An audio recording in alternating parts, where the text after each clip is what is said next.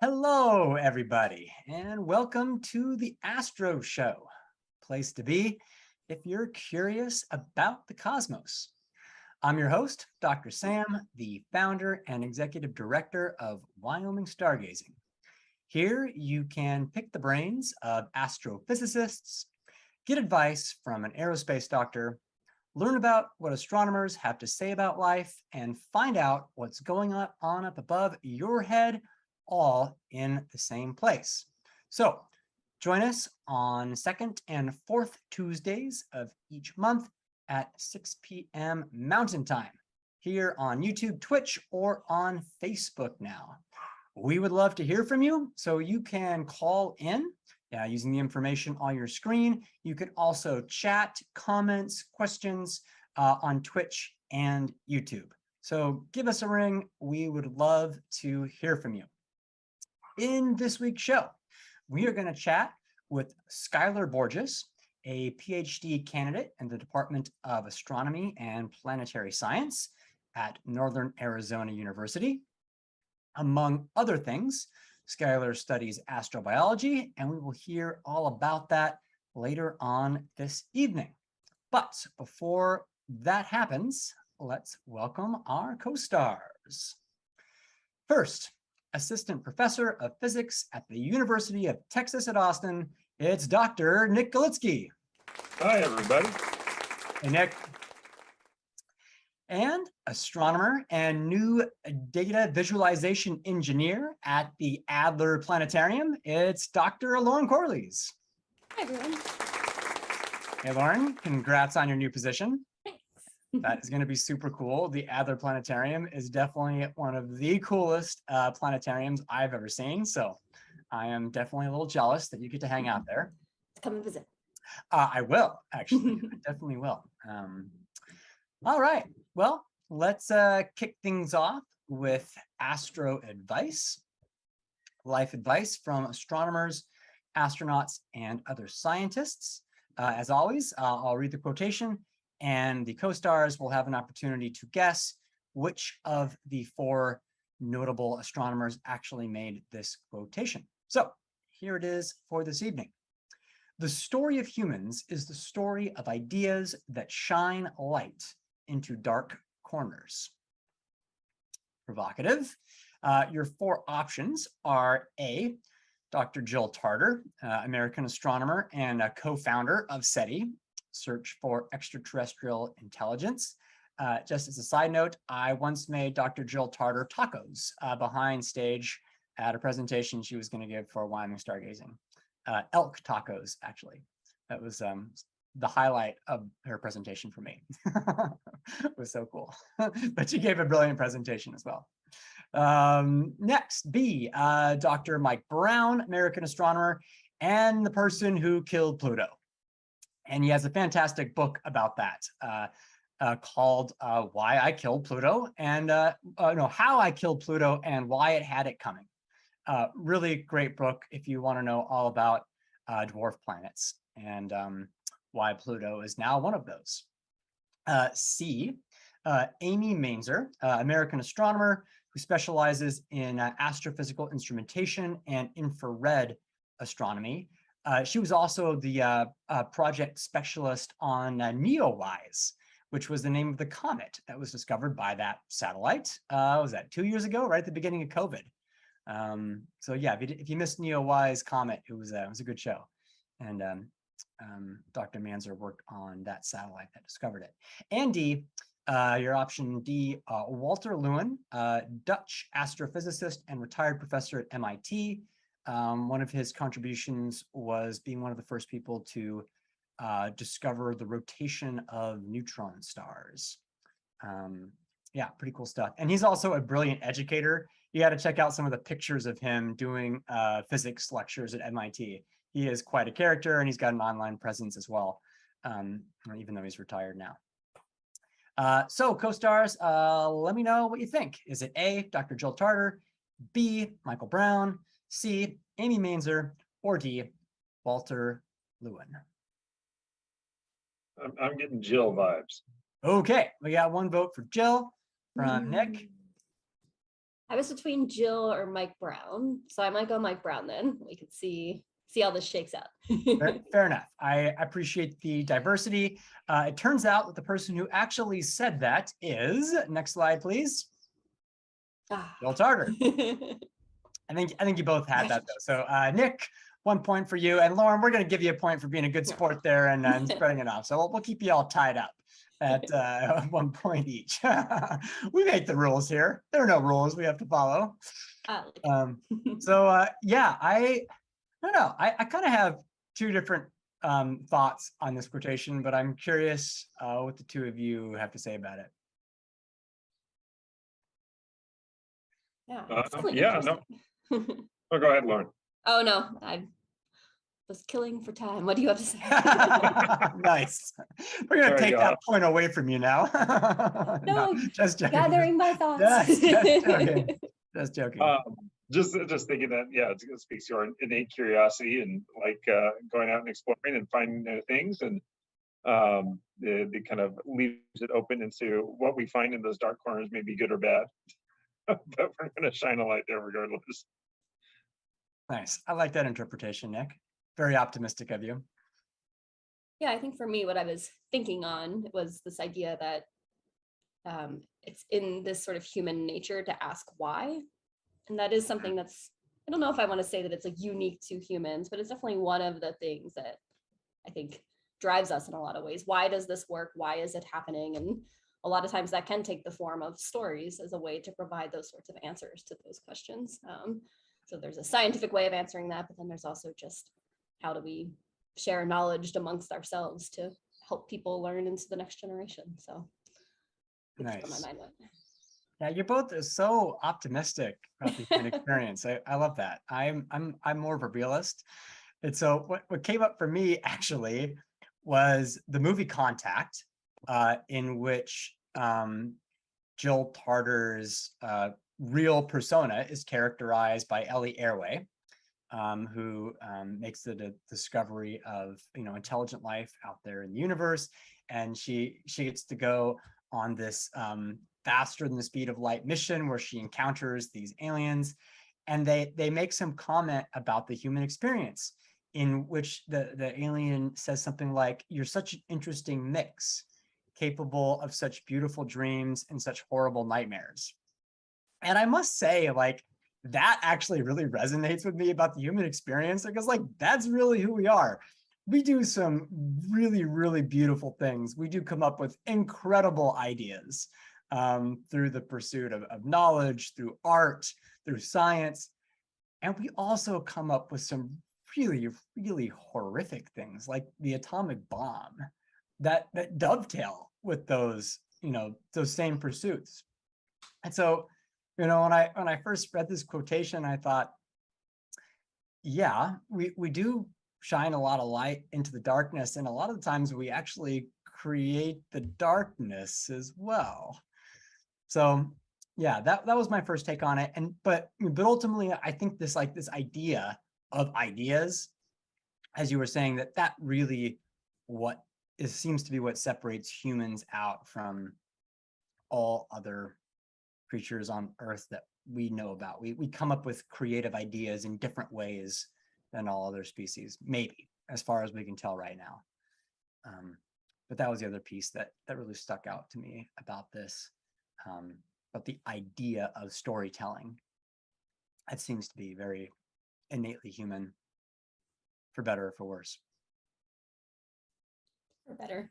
Stories are really great. They're not just entertaining. I think they are really good ways of conveying information and knowledge and sharing. And I don't know, one of the great things to me, I think, about humans is that you build that generational knowledge. You don't have to start over from the beginning every time you're trying to learn how to do something. So yeah. You're right, we're creating corners, we're looking for new corners, but there is always, I think, that pursuit towards something. But agreed. Yeah, whether we also then stop to ask, like, should we do this? Not just can we do this, but should we do this? I feel like is maybe the thing we could do a little bit more of. Maybe we had this idea, but we could just leave it behind. We don't need to act on it. Yeah, I completely agree. One of the news quiz questions is going to get to that a little bit. Yeah. So there's a little foreshadowing about if we should actually do something that we can. It's very Sometimes tangible. the answer is no, and that can be Sometimes okay. the But it's answer very is- hard for us to say no once we've had the ideas. Yes, sometimes it's definitively no. Yeah. And yet do sometimes it anyway. sneaks through the cracks. Any other thoughts on this idea of Dr. Tartar's? All right. Well, let's move along to Astro 365, this day and week in astrophysics history. So on this day in 1845, English chemist Michael Faraday discovered what's known today as the Faraday effect, the influence of a magnetic field on polarized light. And I'm not going to get into the details of how this actually works, because as one of my astronomy professors once said, it's complicated. But I will say that this was the first experimental evidence of the connection between light and electromagnetism. And as you probably know, all forms of light really are different variations of electromagnetism. And so Faraday really laid the groundwork for that, which just 15 or so years later, James Clerk Maxwell took and created what are called the Maxwell equations, in which he formalized the connection between electricity and magnetism and how that results in radiation that we call light. And it was really the basis of Einstein's work another 45 years later. So without these two geniuses, it's conceivable that Einstein never would have made the leaps that he made in understanding the nature of light.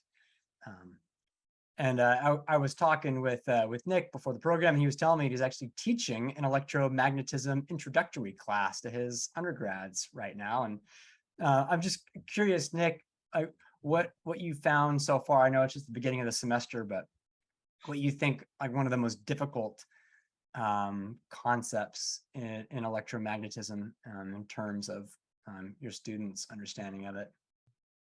Yeah, we're pretty early on. We haven't got to Maxwell's yet, although I guess we're just getting to Faraday cages. So another, there you go. Yeah. Another aspect named after Faraday. Yeah, I think understanding that light and electromagnetism are related. I mean, basically, we're spending all semester building up to that. So that's just the last few weeks of class is that connection. Obviously very important for understanding any sort of optics, telescopes, what have you, or lasers, or go on, so on and so forth, right? That's form the basis of a lot of our, well, pretty much all of our technologies based on communication via these effects. So it's very important to understand, but does take a good semester of college level physics to really start getting a grasp of it. But a lot of fun. Yeah, I definitely remember my intro to E&M. I remember it being difficult, really fascinating. I remember when the professor at the front of the lecture hall actually created a radio for us. That was Cool. part of the E&M class, which is pretty cool. Like he showed us the components of like how you create radio signals, which was pretty neat. I had never actually thought about like how you would actually do that. But he like showed us how to create those oscillating signals that we call radio waves. Yeah, so that was pretty cool. So that's what happened on this date in 1845, which really, as I mentioned, laid the groundwork for our current understanding of how the universe works. And if you want to understand the basics of it, yeah, Faraday and Maxwell, they really started it all. I got to chime in here. This actually comes right back to my research, which is magnetic fields in space are quite interesting, and there's a big question of where did they come from. And there's a possibility that you had magnetic fields in the early universe, and one of the ways you can try and look for those is through the Faraday effect, because it'll rotate the polarized signal from the early universe. So this effect is very relevant to ongoing research. Yeah, I mean, that's what the BICEP missions were like all about, right? Part of it, yeah. Yeah. This is more of a niche but important science case. But yeah. Very cool stuff. So still pertinent today, almost 200 years later. Not bad, Faraday, not bad. Yeah, no, it's almost, if you look at these old experiments, it's all so impressive what they were able to figure out from what they had available to them, as well as the, the precision of some of the observations they did with these kind of very basic analog systems. Incredibly impressive. But yeah, it really is.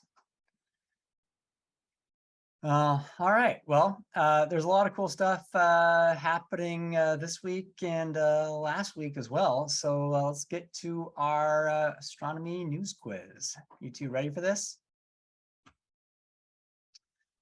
All right. Let's see. I think we got Nick going up first. All right. We'll see Okay. if find out if I've actually been reading the news this week. All right. So you both have 1 point. And so we'll see who comes out on top here. We got 3 questions each for you. Okay, here we go. Which band put on a celestial show this past weekend at the Apollo with 2 space-inspired songs off their latest album, Gigatron? God, I have no clue. I keep up with some music, although I wouldn't say I'm necessarily up with the This was like totally 1990s, late 80s, early 90s when these guys were hot. I mean, they're still around. These bands. One of the big bands, big guys. I'm just gonna embarrass myself with this one, right? It's like, what is my perspective of what a big band was in the I mean, I'm not talking about like size here. I'm talking about popularity. Oh God, I don't know. It's a swing and a miss. U2? No, not U2. Even bigger. I think Lauren knows this. No, oh, she doesn't. No, Okay. she doesn't No, know. I don't. I wish I knew. Okay. I'm also feeling the same pain Nick is. Like, I don't know if I'm cool enough to be able to guess this question. Yeah, so they actually did like an entire like space themed album, and I'm trying to get a hold of these folks to see if they will come on the Astro Show. I think that would be There you go. so cool. The correct answer. Queen, right? They did Flash Gordon. That was kind of an Astro theme. Yeah. So it's Pearl Jam. Oh, Pearl Jam. Pearl Jam. Eddie Vedder. Yeah. All right. When did you guess that? I know. It's pretty cool stuff. Well, I have in fact heard of Pearl Jam. Yeah, I was definitely a Pearl Jam fan back in the day, back in high school. Have you listened to the album? I've listened to just some little shorts of it. I haven't listened to the whole album. It's good. It's good. Yeah. All right. I'll check it out. Yeah, it's worth listening to. Definitely. All right. Question number 2. What solar system body is scheduled to be visited by at least 6 different countries with over 250 missions over the next decade? I want to say the moon. You got it. Is the moon. Yeah, nice close enough to have that kind of investment in it. This is what I was referring to earlier. I think this is one of the like, we can, but really should we? Because this is all about exploiting the moon's resources. This is about mining and about establishing moon bases. And people are saying that this is really the decade where we become spacefaring people. The 2020s are going to be looked back on a time when we actually really like got a foothold off the Earth. So, I mean, fitting that it should be on our nearest neighbor, but also a little scary. I don't know if you saw Ad Astra, where they had an Applebee's on the moon, and then like wars going on nearby. Right. Yeah. I'm really hoping that neither of those things happen on the moon, but there's a possibility there. I think it makes me sadder than thinking about looking up into the sky and being like, oh, look, an advertisement on the moon. I deeply am uninterested in that future. I know. Could you imagine? Yeah. But you got that one, Nick. So that's 2 points. Nicely done. Here's your third question. This is a toughie, by the way. Not gonna lie. So NASA's DART mission will make contact with Dimorphos, a moonlet of the near-Earth asteroid called what? An attempt to alter its orbit. So Dimorphos is the one that's going to be contacted by DART. They're basically going to detonate a nuclear weapon on Dimorphos, but Dimorphos has a slightly larger partner, which hopefully will come out unscathed. Do you happen to know Dimorphos's twin asteroid I partner? know this is really a test of Greek mythology or something, right? It is, I yeah. don't even know if that's Greek or Roman, but yeah. I know about the mission. It's fantastic. Just It's super slamming cool. it into I hope they televise this. it's definitely just like, "Eh, we're doing it to see what happens. It's, why not? Looks like fun. Yeah. Yeah, I'm just coming up with other solar system bodies like Ceres and Deimos and Phobos, but none of those are the right ones. No, but I mean, you're on the right track, though. It does come from mythology. The correct answer is Didymus. Ah. Didymus. All right, question back to you. Do you know what those things are in Greek mythology? I do not. Not gonna lie. I had thought about looking it up, but I didn't get to it.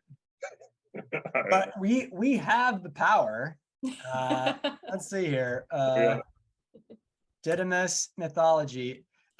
Didymus was the mythological Greek hero from Athens. One day, while attempting to perform a sacrifice to the god Dionysus, a white dog snatched him up. The sacrificial animal snatched the sacrificial animal from him. Didymus went on to create the Garden of Kinosergus in honor of the dog's swiftness and cunning. Interesting. I mean, humans tell some cool stories. There was a reason they made that story. That's neat. Yeah. So yeah, Didymus was not one of the gods, but a mythological Greek hero. According to Wikipedia, Dimorphos is meaning having two forms. There you go. That And must it was named that because of the dark mission, because it will be something we alter. There you go. All Cool. right. Well, yeah, you picked up one there, Nick. So now you have two. So Lauren, you need two correct answers for the win. All right, let's see. All right, here we go. Next questions were hard. They were hard. Yeah, Yeah. we had some tough ones for you as well. Okay, as long as it's even. Yeah, it's even. Good. At the age of 92, what famous astronomer and namesake for the equation to estimate the amount of life in the universe passed away on September 2nd? I did see this one. Francis Drake. Francis Drake. Yeah. Nicely done. 1 point for you. So that's all tied up with Nick. Yeah. What a cool guy. And an amazing equation. Hopefully someday we will have an answer to it, because right now it really is mostly speculation. Okay, number 2. The James Webb Space Telescope has taken a new image in unprecedented detail of which famous stellar nursery? I don't know. I haven't been tracking my James Webb news as closely This as I was would just like today. to have been. This Oh, was- okay, that this makes me is- feel a little this is better. brand new, Been brand a lot of new. meetings today. Yeah, they just released it today. I don't know which one it is, so You can take a I don't know if stab Nick at it. knows. I mean, the only one that's coming to mind is Orion. because- Ah, and you would be right. Wow, that was totally a guess. It's just my favorite nebula. Yeah, it's everyone's favorite nebula. Yeah, Um, amazing. Yeah, Orion Nebula. So yeah, just the crystal clear image of some of the stars there. Yeah. Pretty Wow, cool that's stuff. really pretty. Yeah. Okay. Well, that gives you the lead, but now you can add 1 more point to your cash if you get this next one right. This one's a little bit out there as well. So NASA recently announced they'll be returning to this planet, not visited since 1986, when it had a flyby from Voyager 2. Nick, do you know this? Is that why you're smiling? Oh, you did. All right. Well, if My Lauren- guess is Neptune. it is not Neptune. Nick, Okay. you can bring it back to a tie here if you get this. It's Uranus. It's No, I Uranus! know about that. Close. I knew it was one of the two. I just picked the wrong one. Winter's Can't be blowing up Jupiter. this- Can't be Saturn. It has to be something out there. Yeah, it's exciting. Yeah. All right. That's cool. They supposedly are having a free naming competition. Yeah, that's what I saw. Yeah, For the so- mission, or For the mission, yeah. Okay. So online you can cast your vote for what this probe should be called. cool. It's going to be both an orbiter and a probe that actually dives Oh, wow. into the atmosphere. Neat. That's And really there's neat. some really funky names out there, but people are having a lot of fun. Oh, is it like an open poll? You're allowed to submit. It's what an you open want, poll, or- yeah, yeah. Oh, okay. I've never seen NASA do that. Normally, they're a bit more like I submit, don't and we'll feel vet a like bunch it. of them, and yeah. I'm sure they'll be the final arbiter, but Oh, of course, yeah. Yeah. Well, nicely done. Mixed satellite face. That would be Nicely done, hilarious. you two. You both got 2 correct answers for a tie Yay. for this week's champion. So nicely done. All right. Up next is what's up, Dr. Sam. And I wasn't even thinking about doing this, but I've been seeing such cool phenomena on the coast over the past few weeks that I had to put this in. So you may have heard of this phenomena of the green flash of the sun. It's real. And I have seen this. This is not my picture, but I've seen something just like this over the past couple of weeks, a couple of times. I usually go on evening runs on the coastal trail here in Half Moon Bay. And the green flash of the sun is this amazing astronomical phenomenon when just after the sun sets, the yellow light and orange light are being scattered away by the atmosphere. You still get the red light, which is way down right at the horizon, and just up above that is sometimes this tiny little flash of greenish light. And sometimes the image of the sun is totally warped because of mirages, as you can see in this image. Get these like layered pancake shapes, but a little flash of green sometimes pokes up just after the sun sets, and it is super cool. Don't look at the sun when it's still above the horizon, obviously, because you can hurt your eyes, but once it's down, check this out, and it's so cool. So yeah, the green flash of the sun. You don't need to be by the coast to see it, but you do need a distant horizon and one without clouds. So looking out to the coast is oftentimes what you can get with that. But you can see it over land as well. That's what I was going to ask. Like, how cloudless does it have to be? Is it like a totally cloudless sky, or is it? Yeah, it has to be pretty cloudless. Okay. Yep. Yeah, pretty cloudless, and you have to have a real distant horizon. Yeah, because I'm still living in Hawaii, and so I like can watch the sunset quite often, but there are almost no days where it's completely cloudless at sunset. So I still haven't gotten a chance to see it yet, but one day. Yeah. It's really cool. All right, well, we're going to go to our break in just a moment, but before we do that, one little plug for a fundraiser that Wyoming Stargazing is in right now. This is our biggest fundraiser of the year, Old Bill's Fun Run. We get a 50% match on all of our donations this week, and so if you want to help us out, every small donation counts. It doesn't have to be big. It can be $1 or $5 or $10. We get a 50% match on each of those. And so, yeah, if you want to help us out, we would greatly appreciate it. The link to donate is just down there at the bottom of your screen. One of our big supporters is going to come on here, and she'll tell you a little bit about why it's so important to donate to Wyoming Stargazing. This is our youngest stargazer who's part of the organization, and her name is Simone, and she has already received her first stargazing lesson from me. She was looking up at the sun the other day, and I told her that what she's seeing is actually a star, even though it's up during the day.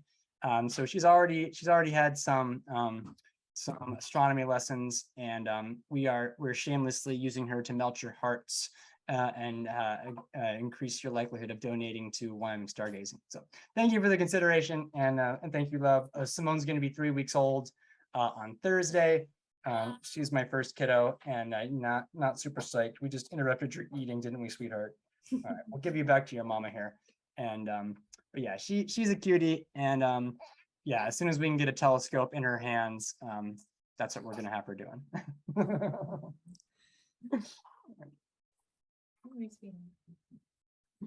All right. So with that, we're gonna take a quick break, and we'll be back in just a moment with PhD candidate Skylar Borges. Don't go away.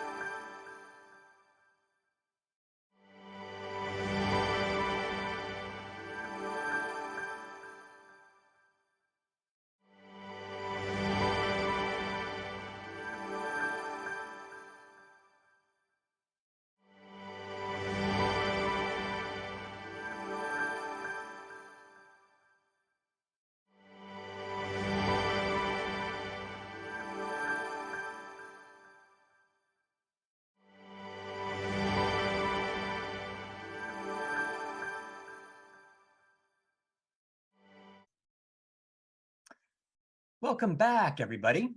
We are here with Skylar Borges, a PhD candidate in astronomy and planetary science from Northern Arizona University. Skylar, thanks so much for being here.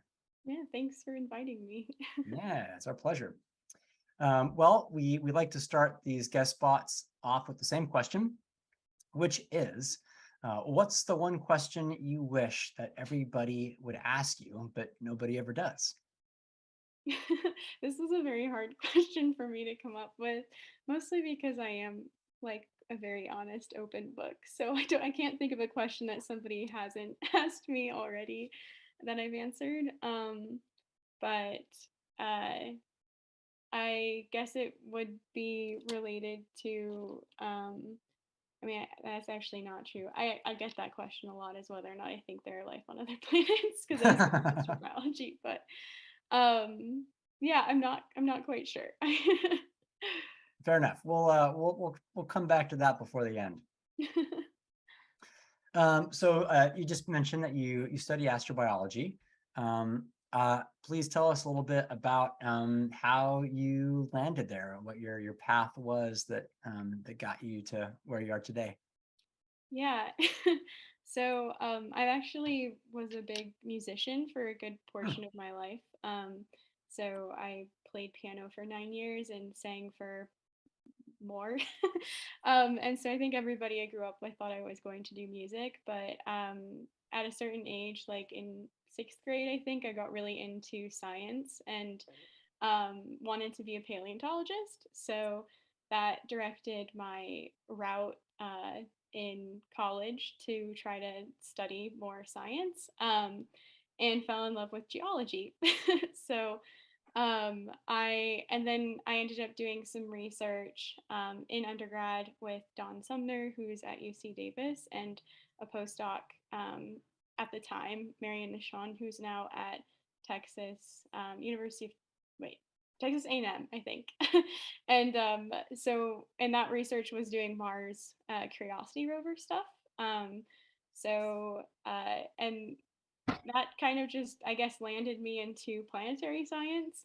Um, and thought I was going to do more Mars things for my PhD, and ended up going back to doing more. Well, actually, I hadn't really done like biology before, so doing more biology. And then ultimately, my last chapter is looking at geobiology, so kind of landing back into that field of geobiology, paleontology a little bit. So yeah, Cool.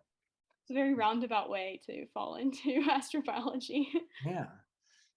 That's super cool. So tell us a little bit about the aspects of astrobiology that you're studying now.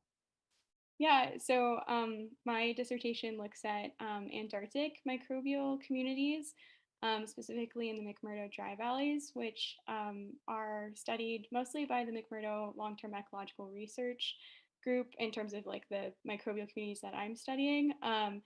And working to kind of just understand how we could potentially detect similar life on other planets, and what type of signatures of these like forms of life we would be able to detect specifically.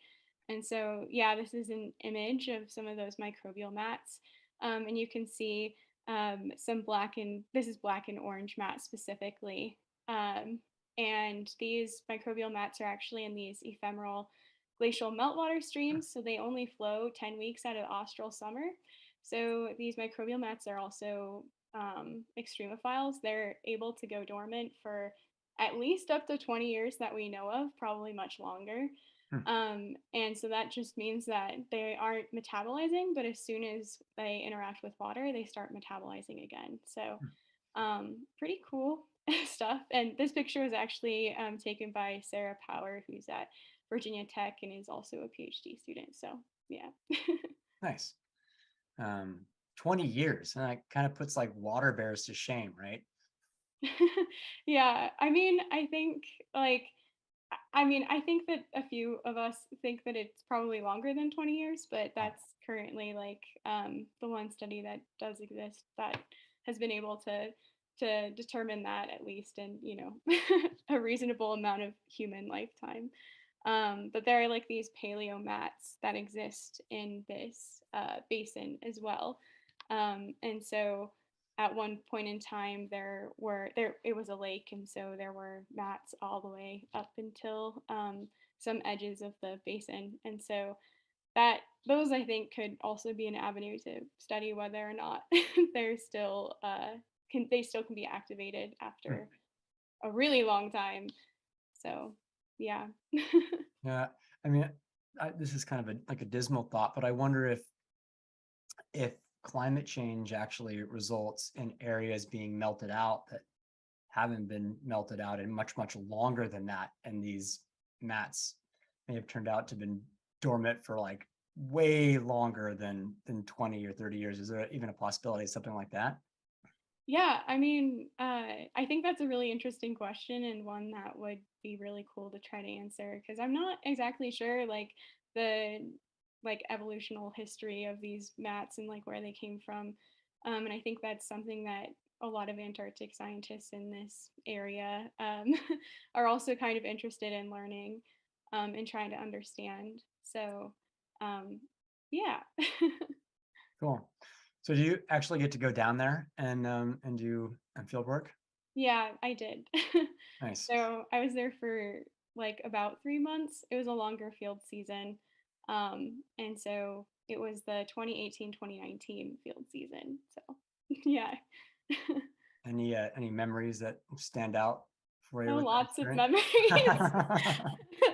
Lots of memories. And the McMurdo culture is very unique. So, and then being out in the field is like a whole another thing. So, I just liked how peaceful it was. Mm, So sometimes it was nice to just sit and you can listen to ice falling off like some of mm, the glaciers nearby and see like bubbles coming up from the lake. So there's a perennially ice covered lake in this basin as well where you can also find cyanobacteria. And so uh, these streams just are kind of surround the lake in the soils and not necessarily in the water in the lake. So yeah, so I think that was a really nice aspect. I also didn't mind having 24 hours of sunlight. I actually thought it was really useful. If you're staying up late, I mean, you don't have to worry about tripping or like forgetting something. right. So it was convenient, I thought. So yeah. Nice. What was Uh, your day to day like? I know out there you're on pretty remote field camps. There aren't many people, and it's all kind of run out of tents. But is it running around grabbing samples and then kind of cataloging and so forth? Yeah, so we were actually stationed out of the Frixel camp because these what we were looking at is these microbial mats in the Frixel Basin specifically, and so the McMurdo LCR has a lot of groups coming in and out because they've been studying the ecology of these streams for over 25 years now, and so every year they send like 4 different teams out, and so we would kind of have influxes where there's like a lot of people at the camp and not many people at all and just us. So yeah, it was a pretty pretty fun experience. But yeah, like for the most part, we would so what part of my research looks at and what the project we were funded to do it was to actually detect these microbial mats using satellite imagery, hmm, so worldview 2 imagery in like specifically. So I've been looking at these microbial communities from space, from hmm. orbit, and kind of distinguishing them in the imagery, which is pretty fun and Wow. just kind of unique in and of itself because there's not very many places on Earth where there are just like microbes and no other types of vegetation or anything where we could see from space. So so because of that, like we basically operated on the schedule of the sky. So we needed clear skies and no clouds in order to collect our data. And so sometimes we'd have cloudy days where we would just have to do work and research at the camp.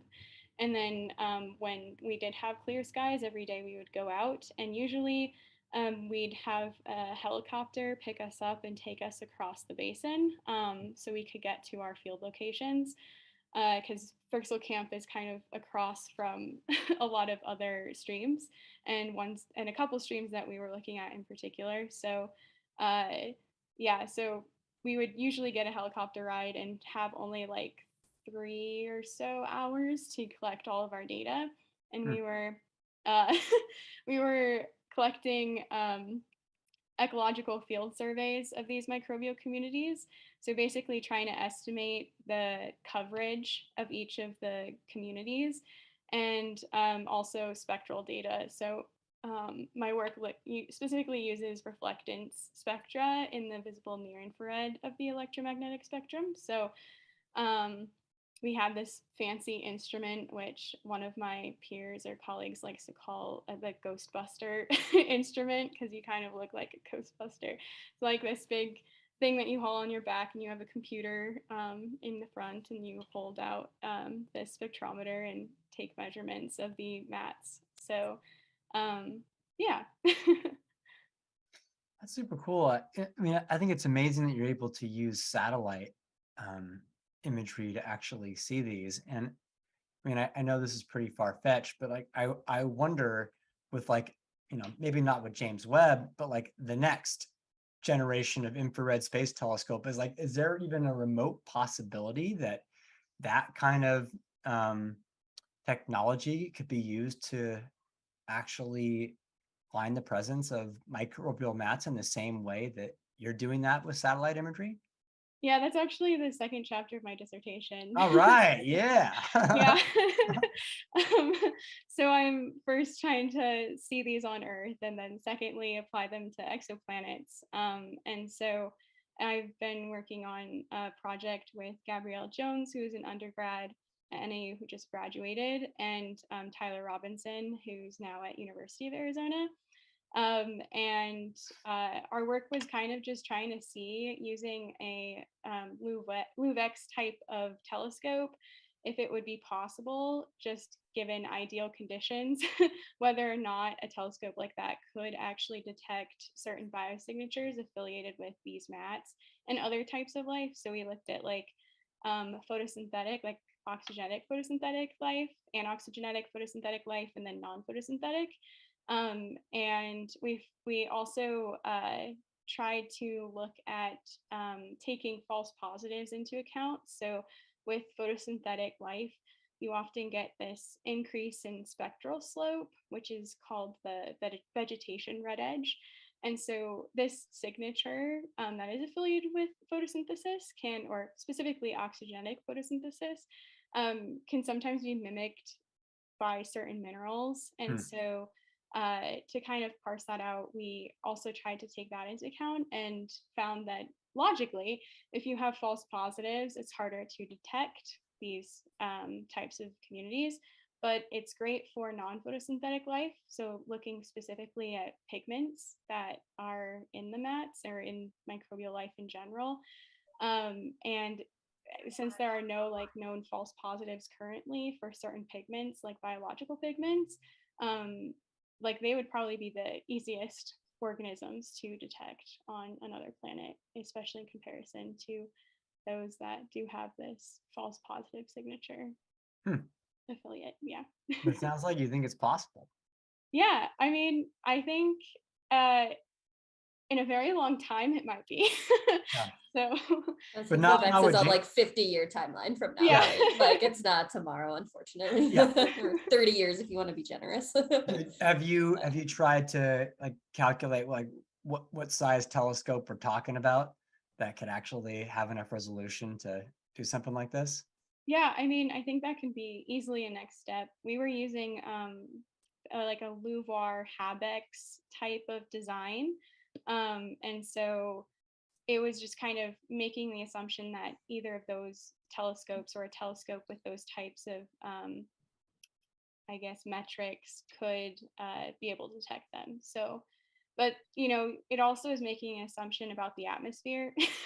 Yeah. So that's like a hard part in and of itself, is trying to parse out what is the atmosphere, what is the surface, and then once you have that, what is life, what is not, like trying to parse out the surface spectra as Yeah. well. So That's what That's so cool. I was going to ask, like what amount of the surface of the planet do you think would have to be covered by these maps for you to be able to detect it? Like presumably if the whole thing is covered and then the signal is strong, and if a tiny portion it's weak, and so is there like a good spot where you feel like, yeah, we could probably get it if this much of it was covered? Or yeah, I mean, we're looking at ideal conditions, so we're looking at like 100% of the surface. okay. So that's also something that would be really cool to investigate and figure out more, because I think, yeah, I think it's really cool. I think this is an aspect of like terrestrial remote sensing that can be applied to astronomy and planetary science in a really cool way, Mhm. and something that I think isn't being done currently in as much, I don't know, popularity as some other fields of study Yeah. within exoplanet science. So, yeah, I'm not exactly sure, but it would be cool to find out, and I think it would be relatively easy to figure out as well. So, That's so cool. Remind me how big HabEx is? I haven't looked at it in a while. we used like a 6 meter diameter 6 meter. telescope. So, Cool. I think yeah. Louvoir went up to 10. Is that right? Am I remembering that correctly? I'm not sure because Yeah. everything's been changing. Yeah, it's So, true. Yeah. Yeah. yeah. I mean, that's like within the realm of possibilities, though. I mean, we can build something that big and put it in space. Totally. Yeah. So it's exciting. Nick, it looked like you were about to say something there. Oh, I just looked up. It's 8 to 15 meters. 8 to 15. Okay. Yeah, we can if we have money and 50 years. Yeah. Or it takes less time, but then more money. So you gotta find that right. If we wanted it 3 days from now, Yeah, that might be hard. Time and 5 money. years from now. Time and money. Yeah. That's super cool. But one of the things I've been thinking about as you've been talking about biosignatures is about the presentation that I heard Dr. Joel Tarter give several years ago, in which he talked about, the biosignatures that have been searched for a long time, but also technosignatures, which is, I know, like not what you're doing, but like the other side of trying to find life out there in the universe, and maybe equally as likely, who knows, but Yeah. that's another way of going about it. But I mean, I'm thinking like in Earth's history, there was a time when I think a big portion of the Earth's surface was covered by stromatolites, right? Yeah. Yeah. So that's I guess that's my big motivation, is that microbes have been here for billions of years and complex life very short amount of time in Yeah. the history of the Earth. So if we were to find life on another planet, like just using the assumption of life as we know it, it would make sense that there might be a greater possibility of us finding something less complex and more simple life, like microbial life. So Well, that's a good question for you. Is what are your odds on us finding microbial or evidence of microbial life past or current on Mars? yeah, I think that like Mars could be a great place to try to look for life, and I also think Venus could be as well. Venus just doesn't get a lot of attention. Um, but a peering friend of mine also has been looking at like the habitable zone and its extent based on atmospheres and cloudiness as well. And Venus has been in the habitable zone, and so it could also be another planet where there could have been life, and especially since we don't know a whole lot as much as Mars. But yeah, I think that it may be possible. Also, like because of radiation and stuff, it might not be, depending on how much it affects the preservation of life in general. So, which is also something that is currently being studied by another PhD student in Sarah Johnson's lab. So, which is really cool. And I think also a really important part of science to be addressing, especially in the context of finding life on Mars and fossilized life, especially at the surface. So, underneath the surface, is also pretty interesting, like looking at life in brines and stuff. And it's not my area of expertise, so I wouldn't know. But I mean, it wouldn't be surprising either way, I think, just because it is kind of a toss up whether or not we're actually going to find something, and quantifying the possibility, I think, is very difficult in general. And we're also like not at a or an advanced enough place yet in understanding astrobiology to, I think, fully like reach the potential that we have in being able to detect different signatures, or reach an understanding of like, yeah, where we are. Technology for like space missions in general can be quite difficult to make do a whole bunch of things, not just to look at geology, but also to look at biology. And, you know, we have technology on Earth that's so much easier to use to look at like the influence of life on certain processes, or on rocks in general, that we just don't have currently on even rovers. So, yeah, I think that can sometimes be a limitation. But with sample return, it'll be interesting, and then we'll get not the opportunity to study rocks in more detail from Mars, especially like not just the surface, but you know, an actual core. So. Yeah. Yeah, that's going to be super cool. I mean, and that's coming up in the next decade or so, right? Yeah, there's the sample return scientists have been announced officially, and so I don't really know the timeline. I think the timeline is also constantly changing, but I know that like people are talking about plans, and nothing's been set in stone yet, but just trying to like figure out how it's all going to work and what's going to happen. And because it's an international collaboration as well, figuring out all of the politics of sharing samples and working out, I guess, yeah, all of that stuff as well. So And just let Elon Musk take care of it for us. Just bring the samples back. That's another one of those ideas of like, we can do it, but should we do it? Yeah. Yeah. Sorry, that was a really roundabout way of answering your question and not really answering your question, Nick. No, that was great. I was so curious when you talked about the timing of how that changes like the probability of finding different types of signatures, right? So as you mentioned, for like a long time on Earth, it was nothing but just like very, very simple microbial life. And even though that's not addressed in the Drake equation really at all, it is addressed in the Fermi paradox, right? So Fermi paradox gets to like, okay, if there's like so much life out there, why haven't we heard about it or heard from them? And maybe it is this factor of time. Like most civilizations are really in like microbial states for like the majority of the time that life exists on those worlds. And that's really where the likelihood is in finding life elsewhere. Yeah, I mean, obviously I'm biased, but I feel like if we were to find life, I definitely think it would most likely be microbial, especially just because like extremophiles are called extremophiles because they can live in such extreme and challenging conditions, like even being able to live in space, live on Mars, like live in these current conditions which would be extremely uninhabitable for us. And so the fact that they already have the ability to do that, I don't know, convinces me as well that it wouldn't be, it wouldn't be surprising if it was more microbial than more complex life. So Nice. So I guess for astrobiologists, like one of like the $1 million questions is like where and when is life going to be found off Earth? And I guess like one question that I'd like to ask you, and if you don't have an answer, then it's okay. But I'm just curious about whether or not you think we're going to identify life off of Earth within our solar system, or signatures from an exosolar planet first.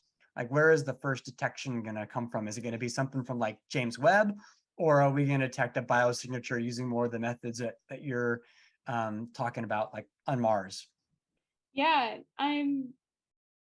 I think that's a really great question. And I think it also kind of depends, unfortunately, on money, like where the mission's going to go, like how much are we going to devote to certain types of missions in certain locations within or outside the solar system. So I think it can definitely more so depend on that, just like where the push is.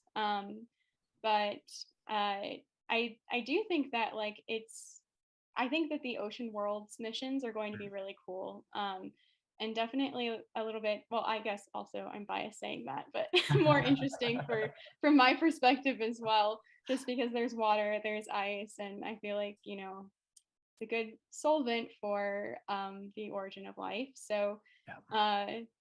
yeah, it would be really interesting to see what happens there. But I don't, yeah, I don't fully know. I think for like detecting life, at least from my perspective, looking at exoplanets and spectra of those, like that type of research, and not necessarily the techno signature perspective, um, I think it can be really hard to remotely detect surface life just because of the atmosphere. And we still haven't figured out a good way to extract the atmosphere so we could look at a surface, because we're not even there yet. Like, we're just getting to being able to characterize an atmosphere. And so I think it it may, I mean, exoplanet science has really taken off because it's such a young field. So who knows, I guess, in the next 20 years or 30 years where we're going to be, but it's definitely going to take a lot more time to potentially figure it out. And unless there are signatures of life in the atmosphere, I think, though, if we're going to say that there's a high probability of a planet having life on it, you need multiple pieces of evidence of life. So having certain atmospheric signatures like could be indicative of life, but it also isn't as convincing as having also like surface signatures of life.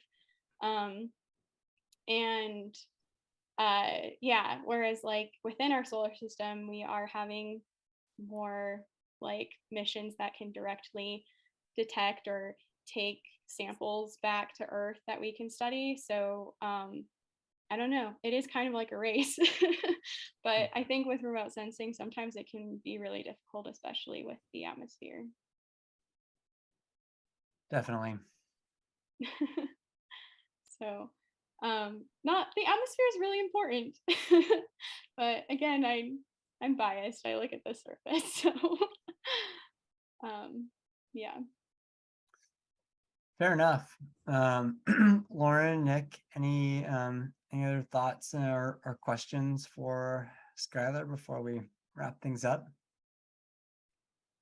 Well, thanks for sharing your research. This was really interesting. Yeah, thanks. Yeah, astrobiology was definitely like, it was the very first aspect of astronomy that I was interested in when I first discovered astronomy back in the day. I love the idea of like how all these different fields coalesce together to help us understand life in the universe, like chemistry, biology, geology, Yeah. all coming together with astronomy. Seems That's like they're all actually, connected. yeah, that's, I think, how I also fell into astrobiology, is just because it is so interdisciplinary and big picture. And I am really interested in a lot of different things and piecing together maybe bigger questions um, than what is, I guess, a little bit more simple. So, but yeah, and I think it also creates accessibility when you can kind of bridge multiple fields of science, and anybody can do that and study those those intersections. So I really do like love the field, and I do like the community culture as well. I think it tends to be a little bit more collaborative as well, because there's acknowledgement that I'm not going to know everything that you know, because you might have expertise in a completely different field, but together we can work to understand a question that we may have. So that interdisciplinary type of approach to things is really cool. That's awesome. Yeah, I love that. Maybe that's the question you wish people asked you. Like, why are all these scientists? Why are all these sciences separate? I think we just got it right there. Yeah. Yeah. Yeah, that is true. Nice. Well, Skylar, it has been a pleasure. Do you have any words of wisdom you want to leave us with? I don't I don't think so. No. I mean, I think that last bit about the how the interdisciplinarity of sciences can be such a boost to getting things done, and also for humility and collaboration. I think that's a pretty important message to leave with folks. Yeah, I think it can be really hard, especially in academia, to be in a culture that it accepts collaboration and sees collaboration for being um, like equal contributions, very communicative, you're all on the same page. Like it's really hard to develop that culture in academia because I think you can get really stuck doing independent work for so long, and this idea that fewer co-authors means like somehow your science is better or something instead of having many co-authors. So it's kind of like the opposite of the culture that you kind of learn going through graduate school and in general, like being a professional scientist. But I do think that a lot of answers we may be wanting are can be found through collaboration, communication, and just overall like focusing also on the people aspect of science Mm. and not just the science. I love that. Those are definitely some words of wisdom. Nicely done. Well, thank you so much for your time, Skylar. We really appreciate it.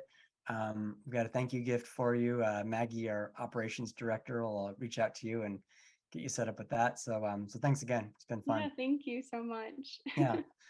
Thanks as always to the co-stars for being here. Wouldn't be the same without you. So thank you so much, Lauren and Nick.